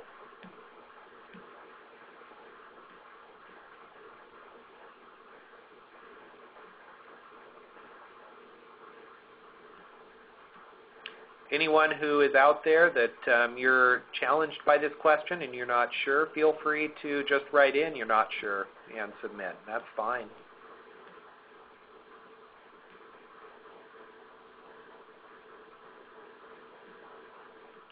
Part of this exercise is really being able to realize that if you're not really sure how to define it, then how is it that you're going to be working with people to define it? And how is it that the court system is going to be working with the word to define it? I don't think that a majority of people in our culture understand what the word is. And so it creates a real problem if that's the name of a sort of service that's being provided.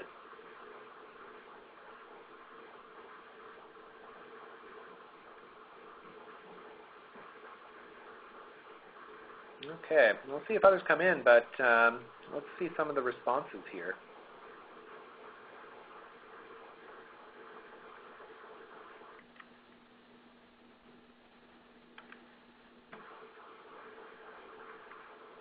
If I can get the computer to respond.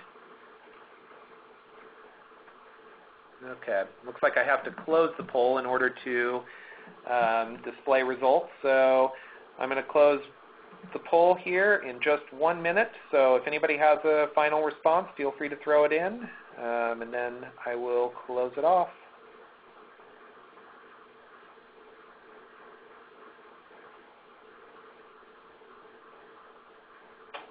Okay. I'm going to close the poll, and we'll see what people came up with.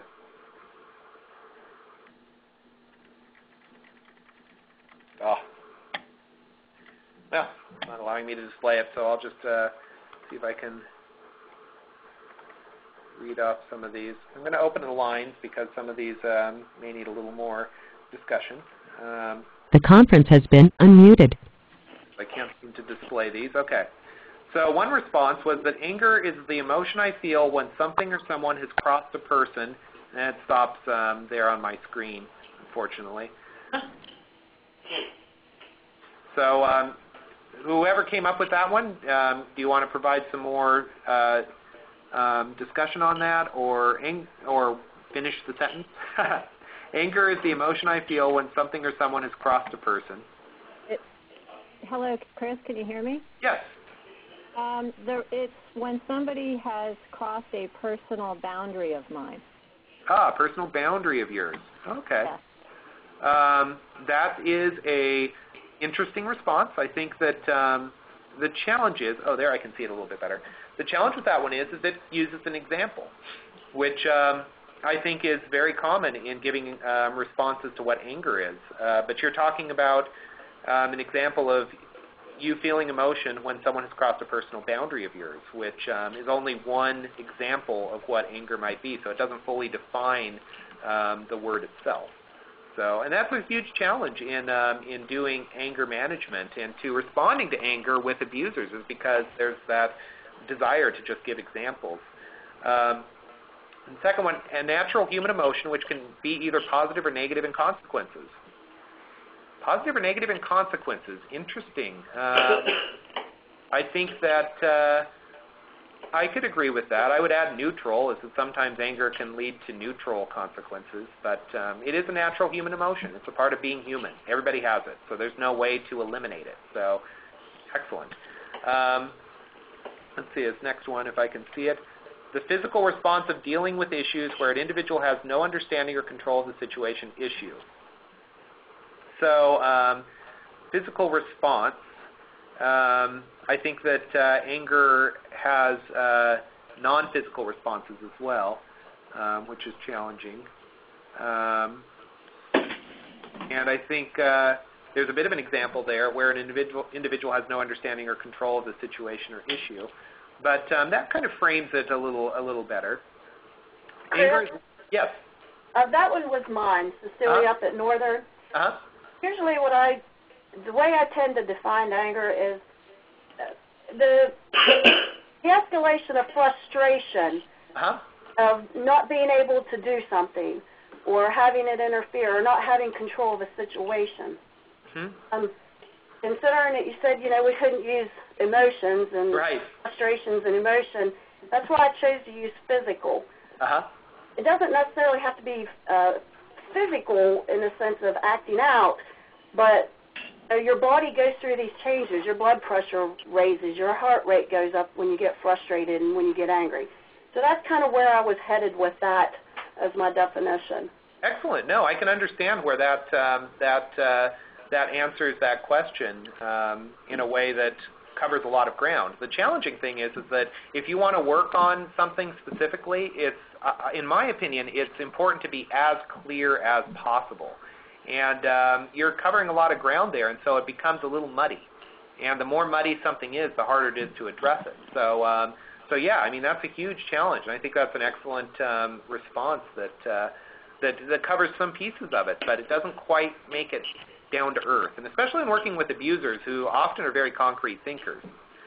Anger is one of the feelings that a person feels toward a situation out of all the feelings another gets, such as happy, sad, and love.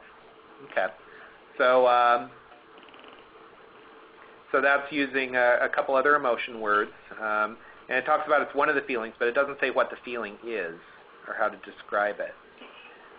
It is a feeling of being upset with others or oneself. Interesting. I think that has some merit. I think that there's more than being upset, and upset being an emotion word kind of muddies it a little bit. Anger is an emotion that results from a real or perceived situation. That is, I could get behind that. I think that's definitely true. I think that's true for all emotions, is that emotions are always results from a real or perceived situation. So anger just being one of those, it fits for anger as well as it does for any other emotion. Anger is internal discombobulation and turmoil. I think there's extra points just for using the word discombobulation, which is an awesome word. Anger may be defined as a loss of rational thinking and reverting to an elevated emotional response to a real or perceived threat. I think that often anger is very rational, so that creates a challenge because it only operates on the assumption that anger is a loss of rational thinking. And I don't know. It's a really big challenge to start to look at anger and loss of rationality, although I have seen a case where that was occurring. It's a challenging one. And Art Alton's response, hurtful actions towards self or others. I think that kind of gets more at some of the place where I go with my definition, although I think that the challenge is that I think anger is a very positive emotion. It's really important as an emotion. Anger is, since emotions are sensations, which someone was giving a great example of, sensations and indicators of certain thoughts or beliefs during situations, Anger is just an emotion like any other. Emotions give you a signal. The specific signal that anger gives is that something is going on for you that is not okay, and you have energy to do something about it. So someone was mentioning perceptions and how it is real or perceived, and I think that that's really critical. There's something going on in my perceptions that's not okay for me, and so I have energy to do something about it. It's a very empowering emotion. There are times if you can't progress in life very well if you don't have anger, so it's important to have it. And with abusers, what ends up happening is they are always having things going on with their partner and with situations that are not okay for them, and the energy to do something about it is to be controlling, to be abusive, to make things happen the way they want, regardless of how it impacts others. So what ends up being the issue is that when working with domestic violence offenders, anger is not the problem. Their thoughts about what's going on, their perceptions about what's going on, and the energy on how they do it is what the problem is. So just changing that sensation is not going to change those beliefs and those thoughts of entitlement and empowerment behind being abusive. So what do you think of that exercise? What do you think of the sort of response to what anger is? Does that definition give a little bit more clarity to what it is we're dealing with? The lines are still open, so you can feel free to talk.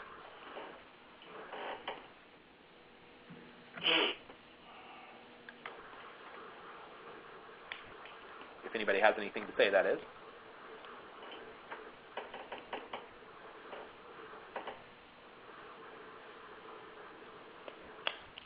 Okay. So that is the definition of anger that I use, because I think it gives clarity, and it allows me to get a handle behind the difference between anger management and batterer intervention as well. So I'm going to mute the lines, and we're going to move on a little bit. The conference has been muted. So if that's the definition for anger, how is anger managed? The question is can emotions, anger included, really be managed? Remember, emotions are nothing more than signals. They're signals to environment. They're signals to what's going on, events. And so can you really manage an emotion directly? I would say that you can't really change an emotion unless you change the situation or change your perceptions of the situation, which is not managing the emotion, it's managing your perceptions, or it's managing the environment. So, which is what BIPS is focused on, is changing those thoughts, is thinking about what it is that's going on, and starting to change the environment by changing yourself. So anger management, if you're spending time looking at distractions, such as timeouts, if you are feeling this sensation, something's going on that's not okay, and you have energy to do something about it, and so your energy to do something about it is to take a time out and walk away for a bit and come back and not want to talk about the situation or resolve it, then it doesn't deal with the core issue, which is the beliefs and the perceptions of why something is not okay. It's using energy to deflect. It's using energy to avoid. And so that becomes a problem. If you're relaxing, it may make you feel really good, and you might get a massage, and that's wonderful, but it's not dealing with the core beliefs that are behind what's going on that's not okay. So unfortunately, anger management as a service often looks at distractions. It looks at the sensations. It doesn't look at the core beliefs. And, I am sure and I know that there are anger management programs that do look at the core beliefs, but since there is no guidelines for anger management, and I know of anger management programs which just teach skills-based responses, that I cannot speak to anger management doing intervention in a way that is going to be adequate at all. But if you're just looking at shifting distractions, you're not going to change anybody. You're not going to give an opportunity for someone to have a better life. You're going to have a more relaxed, less stressed abuser. And so that becomes a real problem. Because in domestic violence, teaching distractions delays abuse until an abuser is not monitored.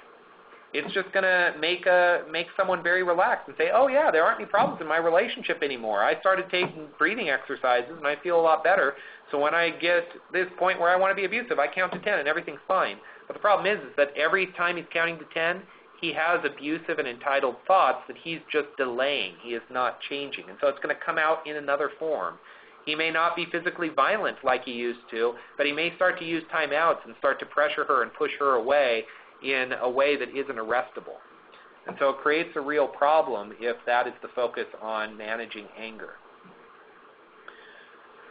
All right, so I'm going to open the lines here for a moment and see if there are any other questions. And then the conference has been unmuted. I'm going to move into some of the specific requirements by FPSB. So any questions, thoughts, comments, ideas?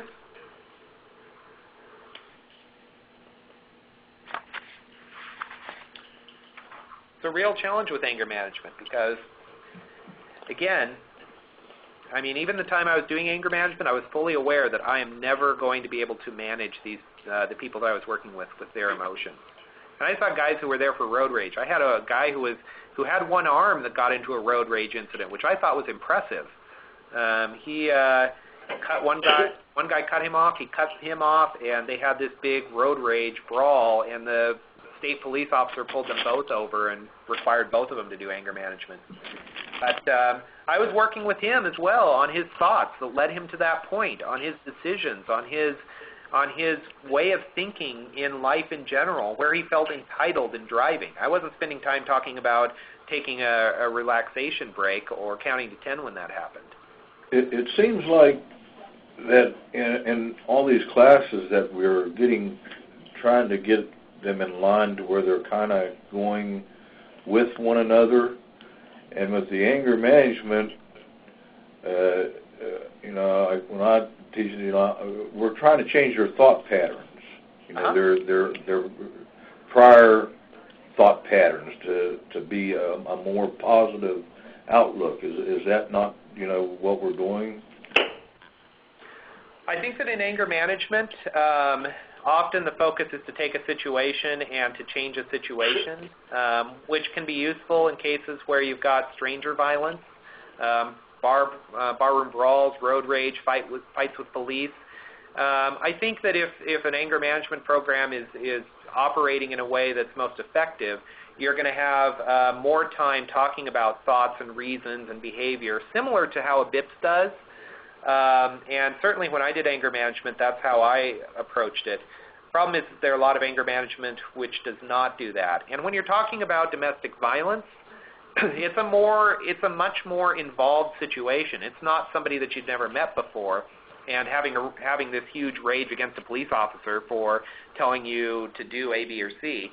It's a pattern of coercive control that's been going on for years or months, where you've been in a relationship with someone, and so you're not digesting one situation, you're digesting an unlimited number of situations. So doing anger management becomes really cumbersome if you're not spending time looking as a whole at belief systems surrounding relationships.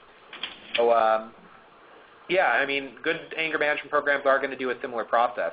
Unfortunately, there are still anger management programs which do things like redirection, like using bataki bats, where they have a couple go out with their foam bats and just beat on each other and wail it out, and then say their things afterwards, or stand 10 yards away from each other and yell at each other. And unfortunately, when you practice that kind of behavior, it doesn't reduce it; it makes it stronger. Those sort of things still happen. But yeah, it's really hard. When anger management isn't something that's regulated or worked on, it's a wild card. And when it comes to domestic violence, the stakes are a lot higher. So does that kind of answer your thought, comment, question?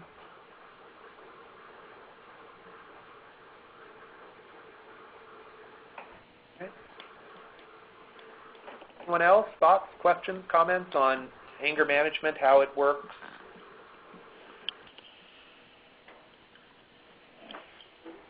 And again, I do support anger management in certain situations. I just don't support anger management as a response to domestic violence in any way.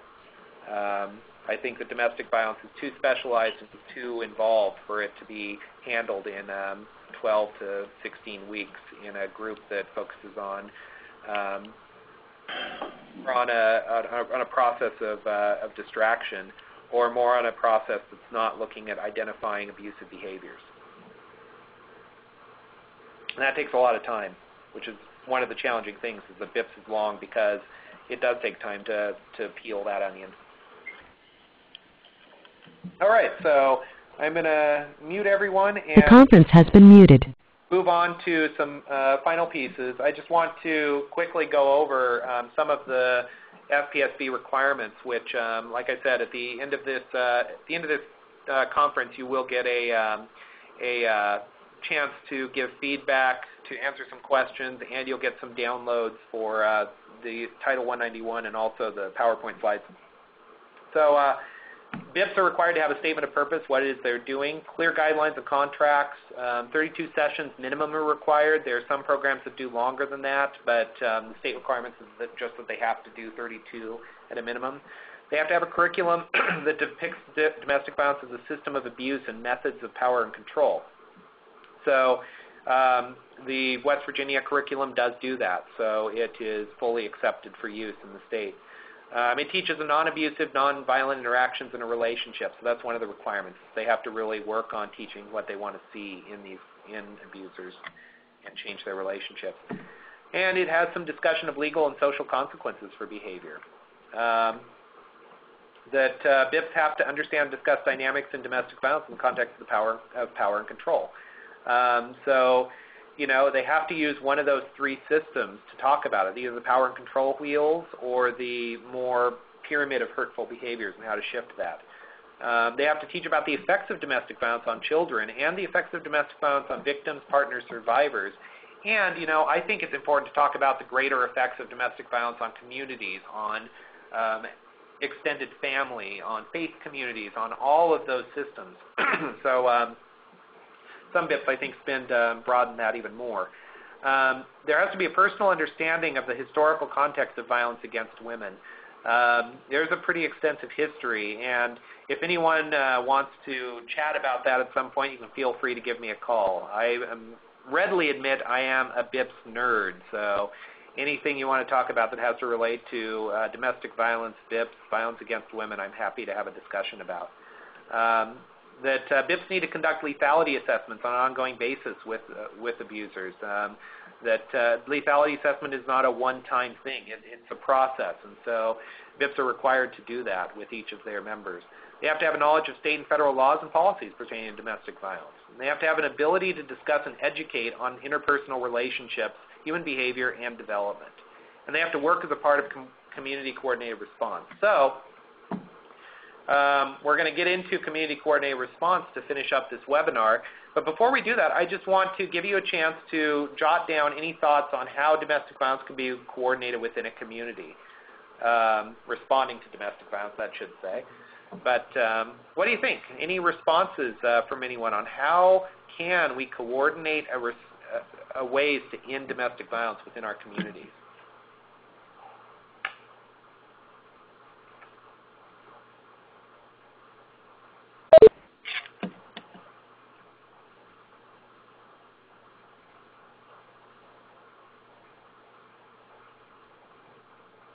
Go ahead and type in your response and submit. If you want to pass on that, you can always, type in pass or something and submit that as well.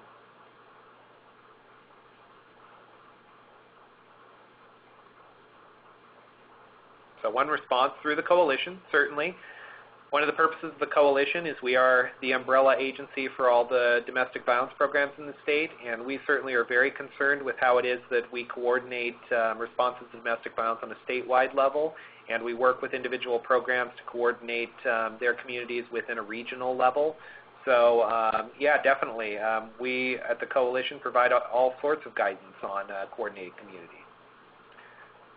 Another response, by making others in our community aware of the problem. That's a huge piece, and that's one of the reasons for this webinar is to really work on taking information like this webinar and talking about these topics with people who don't have that greater awareness or don't have a lot of clarity about how to respond to domestic violence, who don't understand what anger is, that they're very nebulous about the term. So certainly, those are excellent points. Anyone else? Forming partnerships with local law enforcement, domestic violence centers, and mental health providers, mental health agencies. Oh, and call me. Sure, you can always call me. Like I said, I'm a BIPS nerd.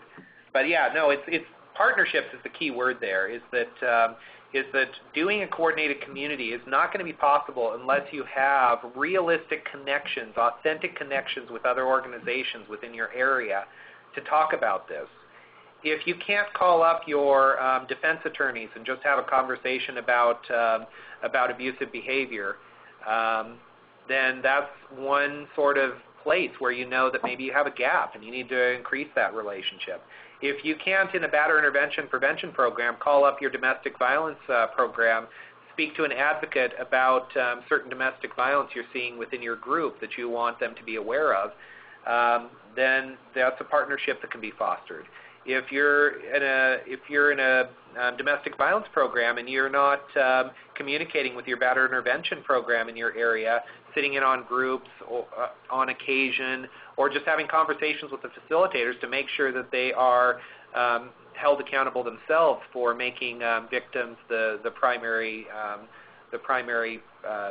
client in what it is that they're doing, then that's another partnership that can be held. If your faith-based communities aren't understanding domestic violence, you're not working with them, those are partnerships that can be formed. Another response, all parties, organizations must have a similar understanding of domestic violence and the appropriate response. That's important. STOP teams have been big on that, is that STOP teams within communities are working to bring everyone to this table. But again, if they don't have realistic partnerships, authentic partnerships, then even a STOP team isn't going to be fully functional. So that's something to keep in mind, is what is your realistic, authentic connection? Definitely by reaching out to community organizations such as churches, being present in the court systems, getting your program can also hold its lunch. Oh yeah, holding lunches. Food is a big thing. And learn to educate the community about domestic violence. Yes. I think part of doing this work is just practicing talking to people. I know when I first started doing batterer intervention and sex offender treatment work, I had a hard time going out and talking to people about my knowledge because I wasn't fully clear on it myself. So part of doing this work, I think, is to constantly challenge yourself to continue thinking, to continue critically thinking about how it is that you understand domestic violence and the topics we're talking about, and making sure you have those conversations with people in your community. Connecting with communities such as churches, law enforcement, colleges, schools, so many more, teaching and providing information and trainings together. Cross trainings are huge. If you're in a batterer intervention program and you don't have a substance abuse training component, or even if you do, connecting up with substance abuse treatment providers and just having a conversation about domestic violence and substance use, that's huge. Have those cross trainings. Go to substance abuse counselors and learn more about substances and what their effects are. If you can teach each other and work together, that's a great way to have authentic partnerships. It's important to talk about the issue of domestic violence publicly. DV is often a deep, dark secret, needs to be taken out of the dark. There also needs to be other access to information for those that are afraid to go public. Yeah, it's really challenging.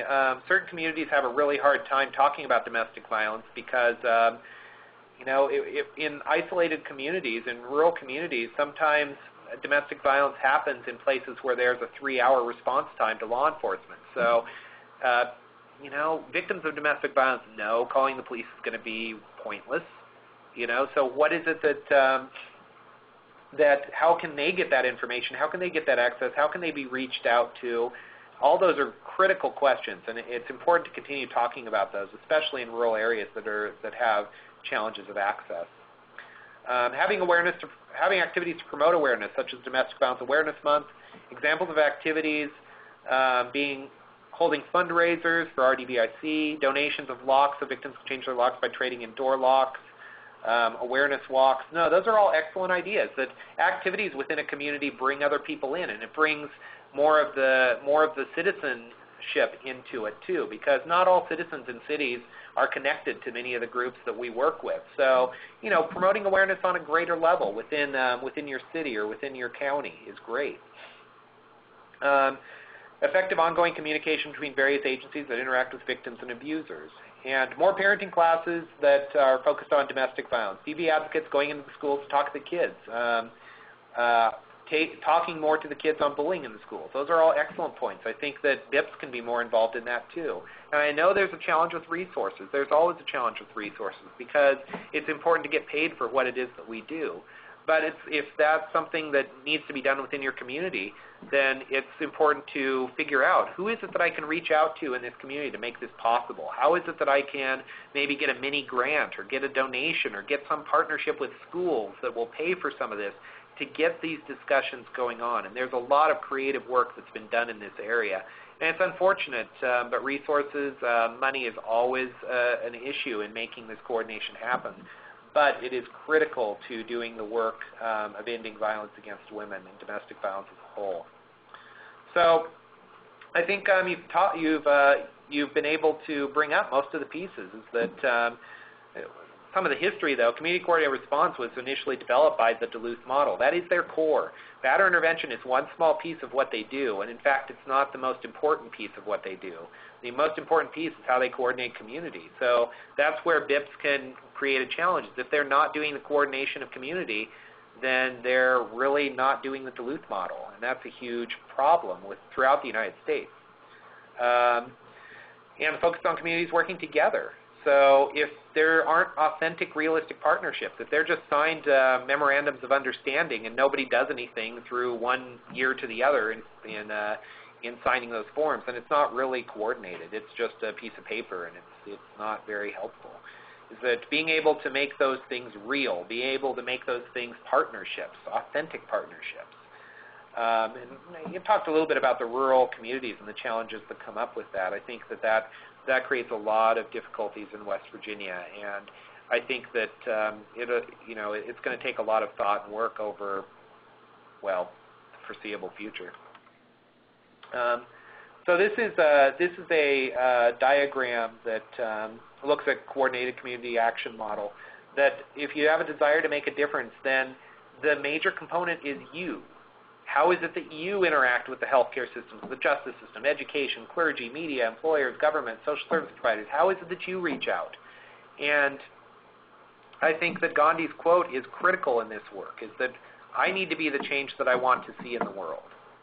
I don't need to work on changing others. I need to work on being authentic in myself and in my responses and making sure that I communicate my knowledge and my clarity with others and give them the opportunities that I have had over time. And I need to look at how I interact. And that's a huge part of being a coordinated community. Not putting the responsibility on others, but putting the responsibility on yourself and how it is that you and your program interact. And there's another piece that Emerge put forward on community accountability model that looks at how BIPs can reach out. And so there are overlaps with Batterer intervention programs reaching out to different services. And again, this is another huge difference between anger management and Batterer intervention. Anger management since it doesn't have any coordination, since it doesn't have licensure, since it doesn't have a greater community to network with, it doesn't do coordination, and it's not a focus. It's a small piece. And so being a small piece that has no connection with other components unless it's within a multi-service agency. But even if it's in a multi-service agency, it's just interacting on anger management. It's not interacting on a greater whole. So Batterer intervention programs have that ability to reach out. And I have a more detailed sort of graph for the community coordinated response and the community accountability model from Emerge. If anyone's interested in that, you can give me an email. But that's a pretty big overview of the difference between anger management and Batterer intervention, and I hope that this webinar has been informative and helpful for all of you that have come. And I appreciate that all of you have come. I think that is a huge part of being a coordinated community, is being willing to step out and learn and discuss some of these topics. So this is my contact information. It's on the slides, and I'm always available to have these conversations. We have a new Facebook page, so you're welcome to join that, and occasionally we'll post up things that overlap on batterer intervention and domestic violence work. And so with that, if anybody has any questions, feel free to give me a call. We are out of time for this webinar, and I'm going to be shutting it down here in a moment. But thanks again to you all. You'll receive you should reroute your browser. It'll pull up a survey. If you could, please fill out that survey to give me feedback on this webinar so we can take that into account when we go to do future webinars. And this is a recording. It will be going up onto YouTube along with the other, unless I choose to just use one because the information is repetitive. So anyway, thank you very much. Have a nice rest of your day, and we'll see you out there in the domestic violence community. And take care. Have a nice day.